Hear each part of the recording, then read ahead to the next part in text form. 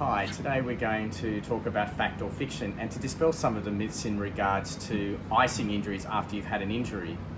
We do know traditionally that once you actually experience a muscle tear or an ankle sprain, that you'd put ice onto that particular area to reduce the inflammation and to aid in healing. In fact, since 1989, there's been very good research to suggest or to challenge that particular concept that icing actually helps reduce injury.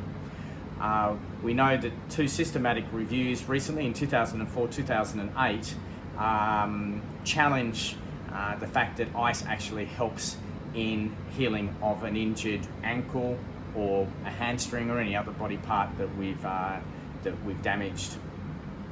The theory in the past was that you put ice on it and it reduces the blood flow to the area, that reduces inflammation and that helps in healing.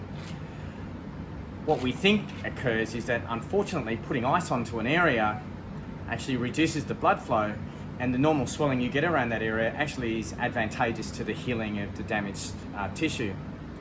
In actual fact, in our clinic over many years, 25 years, we've not used ice a huge amount, mainly because we didn't feel that it was beneficial in aiding in recovery. The only possibility that we think that there may be some premise to the use of ice is that it will reduce some of the discomfort that people feel. When it comes to excessive swelling, which we do want to reduce, good compression oftentimes works better. So you'll allow a little bit of the inflammation to stay there, which will actually help in the healing of the damaged structure. Putting some compression around it will keep that swelling down, so it's not going to reduce range of motion and so forth. I love the phrase, keep it in the freezer. Sorry, leave it in the freezer, which basically means that instead of putting the ice pack on after you've injured something, probably putting compression around it, trying to maintain a little bit of the range of motion. So if you've injured a knee, getting the person to stay on a bike but using compression garments is going to be much more useful than just putting ice packs on. And I'll link, so at the bottom I'll link a couple of articles, systematic reviews, as I said. One's done as early as 1989, and some systematic reviews that were done in 2004 and 2008 that really don't see any benefit of using ice.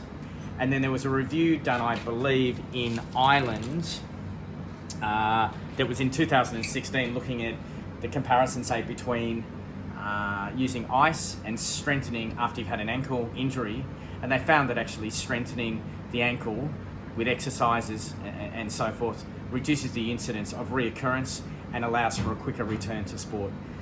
So in conclusion, we need to question the efficacy of the use of ice. It's a very commonly used tool in the treatment of conditions. It's a norm. That's expression rest, ice, compression and elevation. We need to think about throwing that out the door and start looking much more at evidence-based practice in regards to the use of these particular practices that are widely used in the sports medicine community. Thanks very much and happy exercising.